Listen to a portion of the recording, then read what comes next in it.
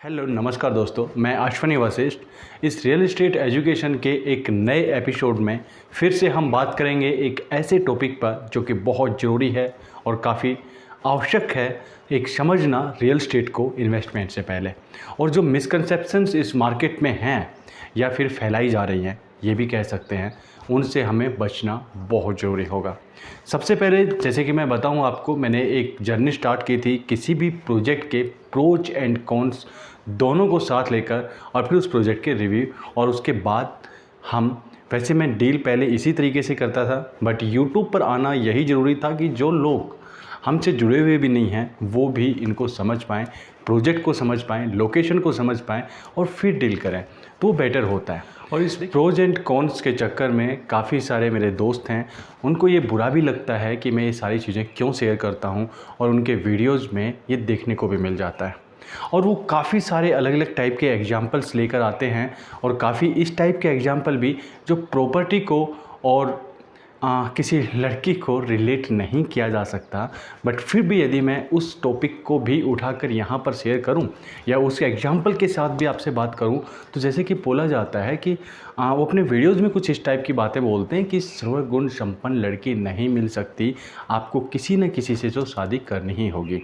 और वो काफ़ी सारे प्रोजेक्ट्स का जैसे किसी में हाई टेंशन वायर है, कोई रेड ब्रिक्स पे काम हुआ है, ये बहुत सारी चीज़ें हो सकती हैं, तो वो इसलिए शेयर की जाती हैं कि जैसे कि उनमें किसी प्रोजेक्ट में रेड ब्रिक्स यूज़ होंगी, किसी में हाई टेंशन वायर है, किसी में कोई इश्यू है, तो वो तो रहेंगे। कहने का अर्थ ये होता है, बट मैं भी ये चीज़ मानता हूँ कि देखिए किसी प्रोजेक्ट में प्रोज एंड कॉन्स में यही तो समझाना चाहता हूँ कि प्रोज एंड कॉन्स हैं, जो दोनों ही चीज़ें यदि शेयर कर दी जाएँ तो क्लाइंट के लिए बहुत आसान हो जाता है। और आज के टाइम पे जो बायर हैं वो बेवकूफ़ नहीं हैं, बहुत स्मार्ट हैं, और उनको पता है कि उनको क्या चाहिए। बट जैसा कि वो इस फील्ड से जुड़े हुए नहीं होते, इसलिए वो प्रोज एंड कॉन्स को अलग अलग नहीं कर पाते, और वही बताना हमारा फ़र्ज होता है। इस एग्जाम्पल जैसे कि सर्वगुण संपन्न लड़कियां नहीं होती, किसी तो शादी करनी ही होगी, तो मैं उस पर ये कहूँ, मैं भी मानता हूँ कि ऐसा नहीं हो सकता, बट हाँ ऐसा तो हो सकता है जो हमारी मैक्सिमम रिक्वायरमेंट के हिसाब से कोई फिट बैठता हो। चाहे वो मैं अकेले लड़की ही के बारे में क्यों कहूँ, वो लड़का भी हो सकता है। शादी से पहले यही देखा जाता है, चाहे लड़का लड़की देख रहा हो या लड़की फिर लड़का, तो उसमें तो यही देखा जाता है जो मैक्सिमम क्वालिटीज़ होती हैं, वो जो हमारी रिक्वायरमेंट है उसके आधार पर वो मैक्सिमम फुलफ़िल करता हो। तो ये तो कोई गलत बात नहीं है। यही यदि हम प्रॉपर्टी में भी देखें तो मैं भी मानता हूँ कि हर एक प्रॉपर्टी इस तरीके से नहीं देखी जा सकती जो 100% हमारी रिक्वायरमेंट के हिसाब से हो, बट हाँ इतना तो देखा जा सकता है जो मैक्सिमम जो क्वालिटीज़ हैं हमारी रिक्वायरमेंट्स के हिसाब से फिट बैठती हों। और ये ज़रूरी है जब हम देखेंगे, और यही मेरा काम है, यही मैं इन वीडियोज़ को शेयर करता हूँ। और ये सेम उसी तरीके से है, मैं उन्हीं के एग्जाम्पल पर चलूँ कि जैसे एक लड़का या लड़की देखते हुए फाइनल करते टाइम हम बहुत सारे लड़का या लड़की देखते हैं, सेम उसी तरीके से प्रॉपर्टी भी है। हम बहुत सारी प्रॉपर्टीज़ को देखना होता है। इसका मतलब ये नहीं कि जो भी है ले लो, आंख बंद करके ले लो, 20 लाख में कुछ नहीं आता, 50 लाख में कुछ नहीं आता, 60 लाख में कुछ नहीं आता। देखिए यदि मेरा बजट 20 लाख है तो मेरे लिए तो वही 20 करोड़ हैं। यदि मेरा बजट ही इतना है तो मेरे लिए तो सब कुछ वही है। तो मैं ये चीज़ सोच के नहीं कर सकता कि मेरा तो बजट ही इतना है तो मैं ये करूं, और फिर मैं चलो ठीक है मैं मान लेता हूं कि यदि ऑप्शन ही एक हो हमारे पास तो वो करना बनता है, वो हमारी मजबूरी होती है। लेकिन जब मार्केट में ऐसे काफ़ी सारे ऑप्शन हों तो फिर हम एक ही प्रोजेक्ट के बारे में क्यों सोचें। मैं किसी एक प्रोजेक्ट के बारे में, किसी पर्टिकुलर बिल्डर या प्रोजेक्ट के बारे में बात नहीं कर रहा, मैं सभी के बारे में बात कर रहा हूँ जो गलत तरीके से मिसगाइड किया जाता है क्लाइंट्स को। मैं उस टॉपिक पर बात कर रहा हूँ। वो कोई भी प्रोजेक्ट हो सकते हैं, गुड़गांव के किसी भी लोकेशन में हो सकते हैं, मैं किसी एक प्रोजेक्ट के बारे में बात नहीं कर रहा हूँ। और यदि आपको रियल एस्टेट एजुकेशन से जुड़े रहना है, रियल एस्टेट एजुकेशन से जुड़े रहना है, तो इस चैनल को सब्सक्राइब कर लें। और हाँ, वीडियो अच्छा लगे तो कमेंट जरूर किए करें, मुझे काफ़ी मोटिवेट करता है आपके कमेंट्स। बहुत सारे मेरे दोस्त हैं रेगुलरली मेरे इस वीडियोस पर कमेंट करते हैं, बहुत अच्छा लगता है। और जब पढ़ते हैं तो नेक्स्ट टाइम मैं यदि कुछ डाउट्स होते हैं आपके जो आप कमेंट बॉक्स में लिखते हैं, हो सकता है मैं व्हाट्सएप में आप पे लिखे हुए छोड़ दूं, बट कमेंट बॉक्स में लिखे हुए आपके हर एक डाउट्स को मैं अपने नेक्स्ट वीडियो या उससे नेक्स्ट वीडियो में हमेशा शामिल करता हूँ। और अब मैं एक और एग्जाम्पल आपको दूंगा और आपको ये भी बता देता हूँ, ऐसे एग्जाम्पल, ऐसे वीडियोज आपको पूरे यूट्यूब में कहीं भी नहीं मिलेंगे। आप चेक कर सकते हैं, क्योंकि ये ग्राउंड पर सीखी हुई बातें हैं, ये बुक्स की ली हुई नॉलेज नहीं, जो किसी भी तरीके से किसी क्लाइंट को मोटिवेट करके या फिर उसके माइंड डाइवर्ट करके और मैं अपनी डील करूं और साइड में हट जाऊं। मेरा ये काम नहीं है। मेरा काम है कि एक क्लाइंट आज है, वो 20 ईयर्स के बाद मुझसे इसी तरीके से जुड़ा रहे, और ये बहुत ज़रूरी है। इसके लिए काम भी फिर उसी तरीके से करना पड़ेगा। सो मैं एक गुड़गांव की लोकेशन उठाऊँगा, आप इसके आधार पर बताऊँगा कि हम गलती कहाँ करते हैं। और इससे पहले मैं आपको एक एग्जाम्पल दूँगा। आप कभी घोड़ों की रेस देखते होंगे, जो हॉर्स रेस होती हैं। इसमें आप क्या समझते हैं, जब किस तरीके से उन पर बैट लगाई जाती है? ज़्यादातर, अब मैं आपको बताता हूँ, जो कॉमन मैन हैं, आम आदमी हैं, उनको नहीं पता होता, बट उनको शौक़ होता है कि चलो मैं इस घोड़े के ऊपर रेस लगाता हूँ। तो उनका उस चीज़ को फाइनल करने का तरीका क्या होता है कि किस घोड़े पर बैट लगाई जाए।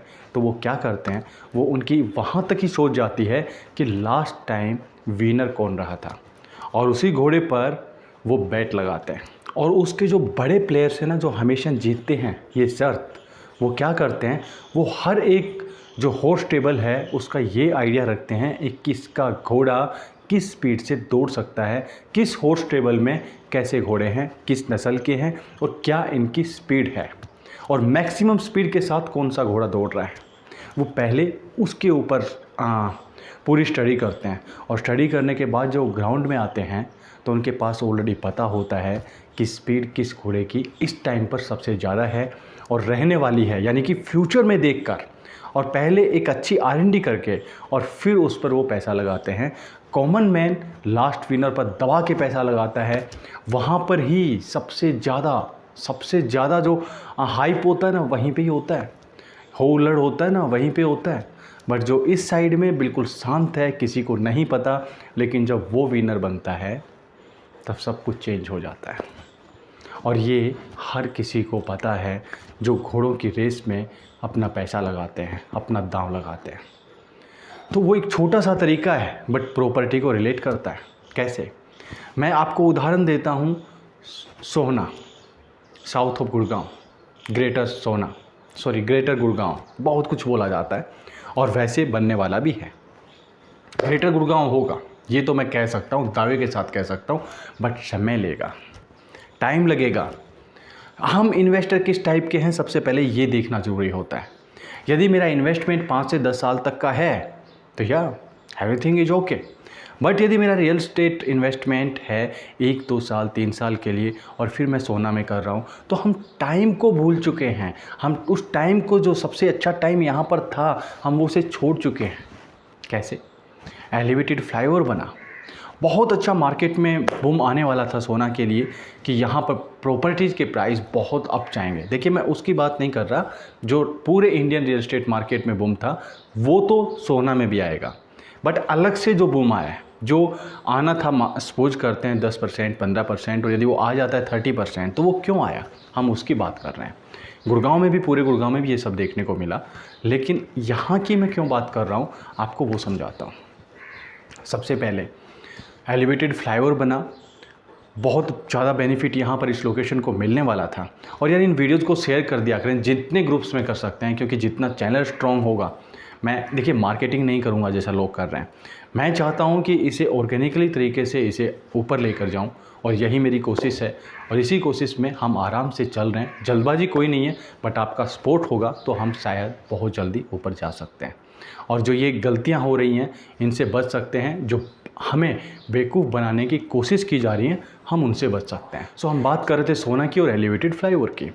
बहुत अच्छा बूम मिलने वाला था प्रॉपर्टी को, लेकिन उसके साथ ही क्या हुआ, टोल लगा, और टोल ने उसको बराबर कर दिया। यानी कि जो बेनिफिट मिलने वाला था, मैं उसको अलग रख रहा हूँ, जो इंडियन रियल एस्टेट मार्केट में बूम था वो तो था, बट उससे अलग जो है। इसके साथ साथ फिर इस लोकेशन को प्रॉफिट मिलता है KMP का, जो कि मिला, और वो होना भी चाहिए था।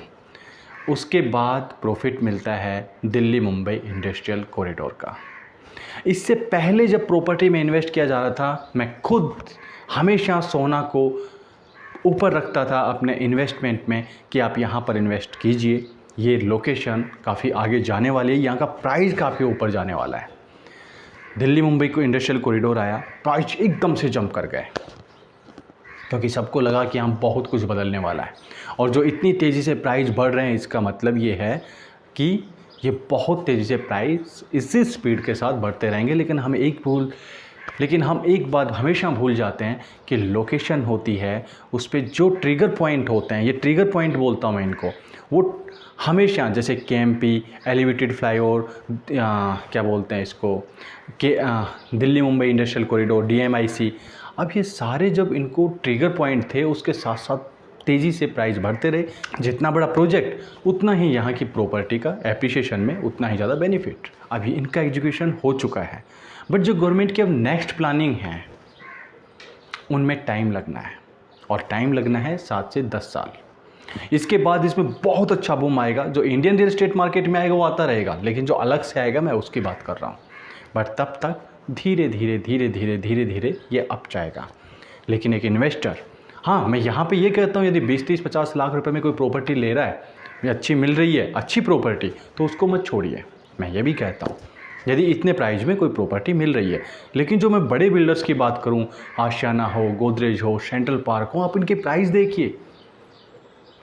यहाँ पे इतना एप्रिसिएशन आ चुका है कि यहाँ से मार्केट ऊपर तो जाएगी, लेकिन उसकी स्पीड बहुत कम रहेगी, क्योंकि वो एप्रिसिएशन मिला है। बड़े बिल्डर थे तो एनआरआईज का पैसा यहाँ पर काफ़ी लगा, इंस्टीट्यूशनल इन्वेस्टर हैं उनका पैसा काफ़ी लगा कि उनको पता था कि अब प्रॉफिट मिलेगा। लेकिन अब वो एग्जिट मोड में आएंगे, अब वो फिर से ऐसी लोकेशन देखेंगे जहाँ पर, यानी कि वही घोड़ा देखेंगे जो अभी हॉर्स स्टेबल में बंधा हुआ है, लेकिन जिसके अंदर, जो अंडररेटेड है, लेकिन जिसके अंदर वो असीम संभावनाएं हैं कि वो रेस नेक्स्ट टाइम बिल्कुल जीते, और फर्स्ट टाइम आने वाला है ग्राउंड के अंदर। सो जब वो एग्जिट लेंगे तो प्राइस है वो बहुत धीरे बढ़ेगा। अब जो कॉमन मैन है ना, जो छोटे इन्वेस्टर हैं, अब वो वहाँ पर कर रहे हैं, काफ़ी टाइम से कर भी रहे हैं। प्राइस काफ़ी अप जाने के बाद कि यहाँ पर इतना प्राइस चला गया, अब ये हो जाएगा, वो बदल जाएगा, इंडस्ट्री लगेगी। मैं भी कहता हूँ इंडस्ट्री लगना है, बट टाइम कितना लगेगा वो आप देखिए। वो इतना इन्वेस्टमेंट यहाँ पर कर रहे हैं, 1-1 करोड़, 2-2 करोड़, 5-5 करोड़ के फ्लैट में जा रहे हैं यहाँ पर। तो सोचने वाली बात है, वो उसी तरीके से जो लास्ट टाइम विनर घोड़ा था उस पर पैसा लगा रहे हैं, और वो लोग फंसते हैं।